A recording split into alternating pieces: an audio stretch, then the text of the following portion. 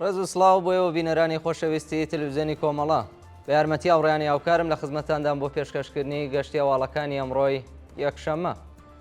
سەرەتا سەردێڕی چەند هەواڵ.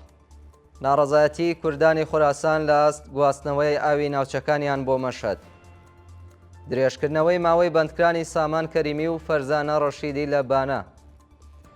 مانگرتنی خاوەن ماشێنەکانی ڕاهداری لە شەهری کورد.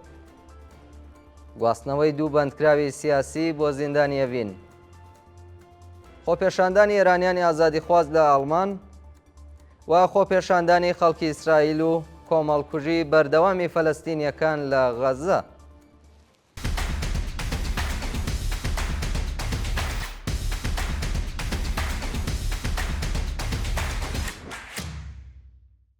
ناڕەزایەتی کوردانی خوراسان لە گواستنەوەی ئاوی ناوچەکانیان بۆ مەشهەد. ڕۆژی شەممە هەفتەی جوێزەردان کۆمەڵێک لە دانیشتوانی هەزار مەسجدی سەر بە پارێزگای خوراسان دژ بە پرۆژەی گواستنەوەی ئاوی ئەو ناوچەیە بۆ مەشهەد خۆپێشاندانیان کرد. بە وتەی ناڕازیان کارناسانی زانکۆی مەشهەدیش پێشتر سەبارەت بە زیانەکانی ئەو پرۆژەیە هۆشداریان بە حکوومەتدا بوو، بەڵام بەرپرسانی گەندەڵی کۆماری ئیسلامی دەیانەوێت بۆ دابینکردنی ئاوی مەشهەد ناوچەکانی دیکە وشک بکەن. خۆپێشاندەران هۆشداریاندا کە گەرە و پرۆژەیە جێبەجێ بکرێت بە کۆمەڵ بۆ شارەکانی دیکە کۆچ دەکەن.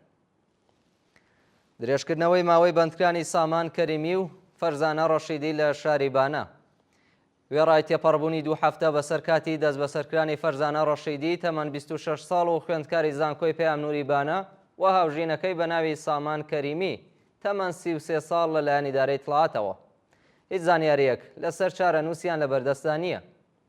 بە وتەی سەرچاوەکانی هەواڵ سامان کەریمی پاژەفاندنی لەلایەن هێزەکانی ڕەژیم تا بە ئەمڕۆ هیچ پەیوەندیەکی لەگەڵ بنەماڵەکەیدا نەبووە و فەرزانە ڕەشیدی تەنیا پەیوەندیەکی تەلەفۆنی کورتماوەی لەگەڵ کەسوکاریدا هەبوو. ئەو دوو هاوڵاتیە ڕۆژی یەکشەممە 4 جوێزەردانی ئەم ساڵ لەلایەن ئیدارەی دڵاتەوە و بە توند و تیژی دەست بەسەر و وەگرتوخانەی شارانفەرسنە ڕاگوێزراون.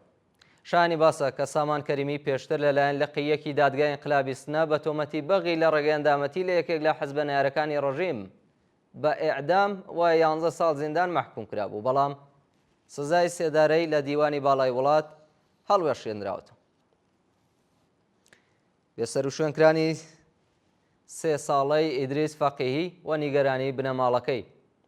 ئیدریس فەقیهی هاوڵاتی خەڵکی سنە کە لە مانگی گەلاوێژی ساڵی 1400ەوە لەلایەن سوپای پاسدارانەوە دەست بەسەرکرابوو ماوەی 3 ساڵە بێسەر و شوێن کراوە و هیچ زانیاریەک لەسەر چارەنووسی لە بەردەستانیە.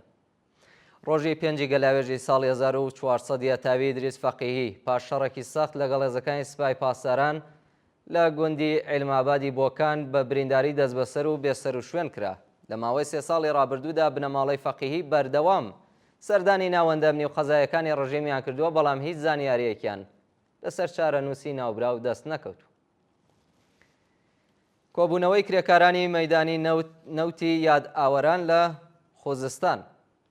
ڕۆژی شەممە هەفتەی جوێزەردان کرێکارانی شاغڵ لە بەشی خزمەتگوزاری مەیدانی نەوتی یاداوەرانی خوزستان لە ئازدۆخی سەختی پیشەی و معیشەتی خۆیان ناڕەزایەتیان دەربڕیوە.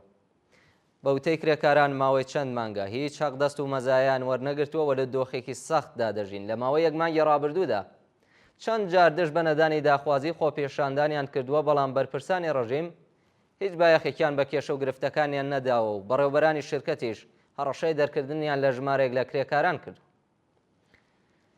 مانگرتنی خاوەن ماشێنەکانی ڕاهداری لە شەهر کورد. ڕۆژی شەممە هەفتەی جوێزەردان خاوەن ماشێنەکانی ڕاهداری وەستانی چوارمەحاڵ و بەختیاری دژ بە نەدانی پشکی سوتەمەنی لە بەردەم وەستانداری شار کورد مانیان گرتو. بە پێ و دیمەنانەی لە تۆڕە کۆمەڵایەتیەکان بڵاوکراوەتەوە. ماشێن سەنگینەکانی لۆدێر، شۆفێر و بێڵمەکانیکی بلوارێکی شار کوردیان داخستووە و شۆفێرەکانیان بە کۆبوونەوە لە بەردەم وەستانداری خوازیاری پێدانی پشکی سوتەمەنی بوون. ئەگەری سەپاندنی سزای سێدارە بەسەر قوربانیەکی منداڵ هاوسەری لە ئەهواز. بە پێی راپۆرتی ڕێکخراوەکانی مافی مرۆڤ، ژنێکی قوربانی منداڵ هاوسەری خەڵکی ئەهواز بە ناوی مریەم بە تۆمەتی کوشتنی پیاوێکی تاوانبار دەست بەسەر کراوە و ئەگەری هەیە بە ئەعدام مەحکوم بکرێت. بە پێی زانیاریەکان مریەم لە تەمەنی منداڵیدا ناچار بە هاوسەرگیری کراوە و پاش چەند ساڵ ئەشکەنجە و ئازار لەلایەن هاوژینەکەیەوە کە گیرۆدە بە مادەوەشبەرەکان بووە. کچێکیان بۆ دوجار هاوڕێ لەگەڵ هاوسەرەکەی لەلایەن پۆلیسەوە دەست بەسەر و پاشماوەیەک جیابووەتەوە. باوکی مریەم بە هاوکاری کەسێک کچەکەی لەگەڵ دوکانێک گۆڕیوەتەوە. خاوەن دوکانەکە بۆ ماوەی 6 ساڵ مریەم و کچە 6 ساڵانەکەی لە کۆترخانەی ماڵەکەدا زیندانی کردو. لەو ماوەیەدا خاوەن کۆترخانەکە بەردەوام دەستدرێژی سێکسی کردوتە سەر مەریەم و کچەکەی.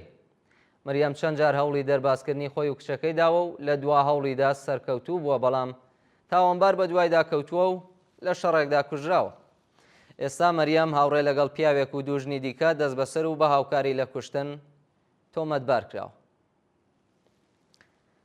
لە سێدارەدانی دوو بەندکراو لە شارەکانی تەورێز و قۆم لە ڕۆژانی ڕابردوودا حکمی ئەدامی دوو بەندکراو بە تۆمەتی پەیوەندیدار بە مادەی هۆشبەر لە زیندانەکانی تەورێز و قۆم جێبەجێ کراوە. بە پێی زانیاریەکان ڕۆژانی یەکشەممە و سێشەممە 11 و 13 جۆزەردان دوو بەندکراو بە ناوەکانی قولی فەرامەرزی خەڵکی ورمێ و کەریم شاه محەممەدی خەڵکی تاران بە تۆمەتی بازرگانی بە مادەی هۆشبەر لە زیندانەکانی تەورێز و قۆم لە سێدارە دراوە. دۆخی خراپی تەندروستی سایە سەیداڵ بەهۆی مانگرتن لە زیندانی ئەڤین. بە پێی راپۆرتی کانونی مافی مرۆڤی ئێران دۆخی تەندروستی سایە سەیداڵ بەندکراوی سیاسی ڕاگیراو لە زیندانی ئەڤین کە لە ڕۆژی 13 جۆزەردانی ئەم ساڵەوە مانی لە خواردن گرتووە ناجێگیرەوە پێویستی بە دەرمان لە دەرەوەی زیندان هەیە. ڕۆژی 15 ڕێبەندانی ساڵی 1403 هەتاوی سایە سەیداڵ مەرەخەسی پێدرا، بەڵام کاتێک سەردانی لیقی ئیجرای ئەحکامی تارانی کردووە بە بیانووی تۆڕدانی حجابی ئیجباری لەلایەن مامورانی ڕژیمەوە دراوەتە بەر لێدان و بۆ زیندان گوازراوەتەوە. ناوبراو نەخۆشی سەختی هەیە، بەڵام لە دەستڕاگەیشتن بە دەرمان بێبەش و دژباڵ سوکەوتی وەحشیانەی هێزەکانی ڕژیممانی لە خواردن گرتووە. 31 جۆزەردانی ساڵی 1402 هەتاوی سایە سەیداڵ هاوڕێ لەگەڵ چەند چالاکی سیاسی دیکە بە بیانووی بەشداری لە کلاب هاوس دەست بەسەر و دواتر بە تۆمەتی تەبلیغ دژی نظام و تێکدانی بیر و ڕای گشتی بە 1 ساڵ زیندان و 15 ملیۆن تمەن جەریمەی ماڵی محکوم کرا. ڕۆژی 15 ڕەزبەری ساڵی 1403 هەتاوی ئەو چالاکە سیاسیە بۆ جارێکی دیکە دەست بەسەر و لەلایەن لقی 26 دادگای انقلابی تاران بە هەمان تۆمەت و بە 2 ساڵ زیندان و 56 ملیۆن تمەن جەریمەی ماڵی سزادرا. گواستنەوەی دوو بەندکراوی سیاسی بۆ زیندانی ئەڤین. لە ڕۆژانی ڕابردوودا دوو بەندکراوی سیاسی بە ناوەکانی گلارە عەباسی و بیژەن کازمی بۆ بەندی ژنان و بەندی 209 ئەمنیەتی زیندانی ئەڤین ڕاگوێزراون. گلارە عەباسی چالاکی سیاسی تەمەن 49 ساڵی خەڵکی تاران بە تۆمەتەکانی تێکدانی ئەمنیەتی وڵات و چالاکی تەبلیغی دژ بە نظام سەرجەم بە 51 مانگ زیندان محکوم و بە مەبەستی تێپەڕکردنی ماوەی بەندکرانی بۆ بەندی ژنانی زیندانی ئەڤین ڕاگوێزراوە. لەلایەکی دیکەوە بیژەن کازمی چالاکی مەدەنی خەڵکی کوردەشت پاش 140 ڕۆژە شکنجە لە بەندی تاکە کەسی بۆ بەندی 209 ئەمنیەتی زیندانی ئەڤین گوازراوەتەوە. شایانی باسە کە ڕۆژی 3 بەفرامباری 1403 بیژەن کازمی لەلایەن هێزەکانی ڕژیمەوە دەست بەسەر و بۆ بەندی تاکە کەسی زیندانی ئەڤین ڕاگوێزراوە. خۆپێشاندانی ئێرانیانی ئازادیخواز لە وڵاتی ئەڵمان. ڕۆژی شەمە 17 جۆزەردان کۆمەڵێک لە ئێرانی خوازانی ببورن لە ئێرانیانی ئازادیخوازی دانیشتووی شاری دۆسێلدۆرف لە وڵاتی ئەڵمان بۆ پشتیوانی لە بەندکراوانی سیاسی و هەروەها کامیۆنداران چالاکیان ئەنجامدا.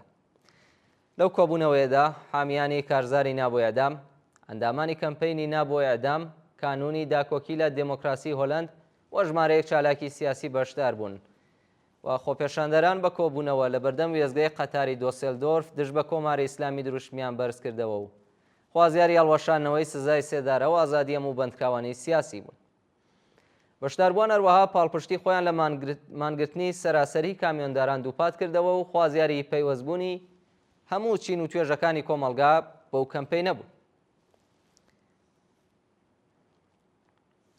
خۆپێشاندانی خەڵکی ئیسرائیل و کۆمەڵکوژی بەردەوامی فەلەستینیەکان لە غەزە. ڕۆژی شەمە 17 جۆزەردان هاوکات لەگەڵ گیان لە دەستانی دەیان فەلەستینی لە هێرشەکانی ئیسرائیل بۆ سەر غەزە هەزاران شارۆمەندی ئیسرائیلی دژ بە دەوڵەتی نێتانیاهۆ خۆپێشاندانیان کرد. بە وتەی بەرپرسانی بێداشت و دەرمانی غەزە لە هێرشەکانی 24 کاتژمێری ڕابردووی ئیسرائیل بۆ سەر ناوچەی غەزە 81 فەلەستینی گیانیان بەخت کردووە و بە دەیان کەسیش بریندار بوون. هاوکات هەزاران شارۆمەندی دژبەری شەڕ لە تێل‌ئاڤیڤ ڕژاونەتە سەر شەقام و بەوتنەوەی دروشم دژ بە نێتانیاهۆ خوازیاری ڕاگررتنی شەڕ، ڕاگەیاندنی ئاگربەستی هەمیشەیی ئازادی دیلەکانی دەستی حەماس و مەحاکەمەی نەتانیاهۆ بوون. بە پێی زانیاریەکان چەندین کەس لە خۆپێشاندەران لەلایەن پۆلیسەوە دەست بەسەر کراون. و دوایین هەواڵمان سەبارەتە بە خۆپێشاندانی دژبەرانی دۆناڵد ترامپ لە لۆس ئانجلس. ڕۆژی شەممە هەفتەی جۆزەردان هەزاران پەنابەر و شارۆمەندی دژبەری سیاسەتەکانی دۆناڵد ترامپ لە شاری لۆس ئانجلس ڕژانە سەر شەقام و لەگەڵ هێزەکانی پۆلیس بە شەڕ هاتن. پاش بەدەسەڵات گەیشتنی دۆناڵد ترامپ هەزاران پەنابەر لەلایەن پۆلیسەوە دەست بەسەر و دیپۆرت کراون. عملیاتی پاکتاوی پەنابەرانی نایاسایی لە شارە جۆراوجۆرەکانی ئەمریکا چرتر لە جاران بووەتەوە و فەرمانەکانی ترامپ بووەتە هۆی تووڕەیی اتحادیە کرێکاریەکان و ڕێکخراوەکانی مافی مرۆڤ. ڕۆژی شەممە هەزاران شارۆمەندی بەرابەری تەڵەب و چالاکی مەدەنی ئەمریکا دژ بە دەوڵەتی ترامپ ڕژانە سەر شەقامەکانی لۆس ئانجلس و چەند خۆپێشاندەر پاش تێکەڵچوون لەگەڵ هێزەکانی پۆلیس دەست بەسەر کرد. بەڵێ بینەرانی خۆشەویست گەشتی هەواڵەکانی ئەمڕۆتان پێشکەش کرا. کات و ساتێکی خۆش بۆ هەموو لایەکە.